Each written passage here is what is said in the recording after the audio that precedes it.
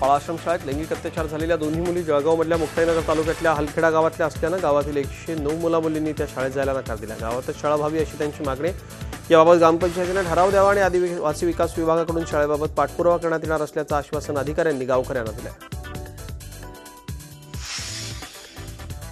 कोपर्डी बलात्कार हत्या प्रकरणी जितेंद्र शिंदे, संतोष भवळ आणि नितीन भैलुमे या तिन्ही आरोपींवर उद्या आरोप निश्चितीची शक्यता आहे। नगरच्या जिल्हा सत्र न्यायालयात आरोपींवर आरोप निश्चित करण्याबाबत सरकारी वकील उज्ज्वल निकम यांनी खुलासा केला। उद्या न्यायालयात आरोपींना दाखल करण्याचे निर्देश देण्यात आले।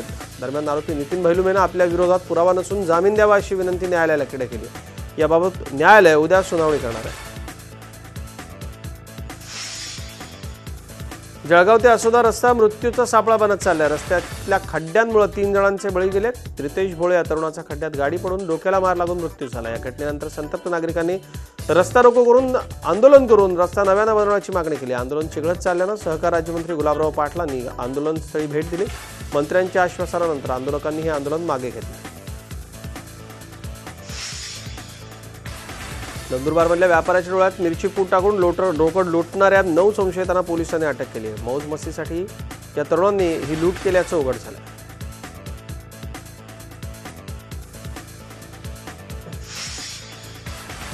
राज्यामधल्या सर्वच तलाठ्यांनी सोमवारी तहसील कार्यालयासमोर 1 दिवसाचं आंदोलन केलं। रत्नागिरी जिल्ह्यातही सर्वच तहसील कार्यालयांच्या बाहेर आंदोलन करण्यात आलं। राज्य सरकारनं ऑनलाईन 7/12 संकल्पना काढली खरी, सर्वसामान्य नागरिकांना 7/12 द्यायचा आहे, मात्र ती देण्याकरता तलाठ्यांकडे नीटची सुविधाच नसेल तर 7/12 द्यायचा कुठून असा सवाल तलाठ्यांनी विचारला। तसंच तलाठी संघटनांच्या विविध मागण्या सरकारकडे प्रलंबित आहेत, त्याकडेही लक्ष वेधण्याकरता हे आंदोलन करण्यात आलं।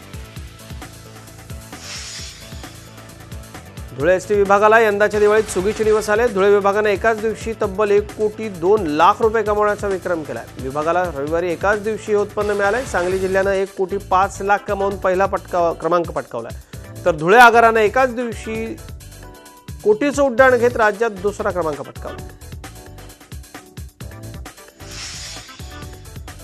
बहुतांश ग्रामीण भागात पारंपरिक गावपूजा यांना गावात अनन्यसाधारण महत्त्व आहे। गावात होणारं शुभकार्य असो की ग्रामदेवतेची पूजा अर्चना यामध्ये महत्त्वाची भूमिका गावपुजाऱ्याची असते। त्यामुळे कुठली अपेक्षा न बाळगता ग्रामीण भागातल्या गावपुजाऱ्यांचा सन्मान व्हावा या दृष्टिकोनातून आमगाव देवरी विधानसभा क्षेत्राचे भाजप आमदार संजय पुराम यांच्या हस्ते पारंपरिक गावपुजाऱ्यांचा भव्य सत्कार करण्यात आला। नंदुरबार जिल्ह्यातल्या नवापूर तालुक्यातल्या चिंचपाडा परिसरात मोठ्या प्रमाणात डेंग्यू सदृश्य आजार आणि तापाची साथ पसरली। या तापामुळे 2 जणांचा आतापर्यंत मृत्यू झाला।